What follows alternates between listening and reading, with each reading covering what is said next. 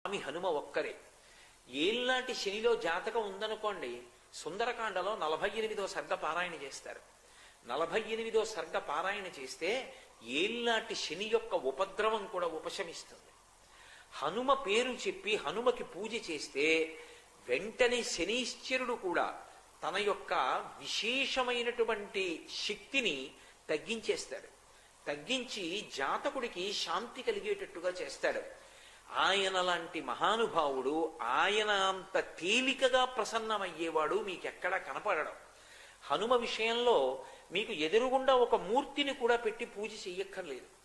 భయం వేసిందనుకోండి, ఎప్పుడైనా ఒక చీపురు పుల్ల తీసి మీకు ఎదురుగుండా రాయి కనపడితే రాయో ఏదో ఒకటి తీసి ఇసుకలోనో నేల మీదో అది పడిందా లేదా ముద్ర కూడా సంబంధం లేదు, హనుమ అని రాసి నమస్కారం చేసి నిలబడితే చాలు, ఉపద్రవం నుంచి గట్టెక్కుతారు అని చెప్తుంది శాస్త్రం.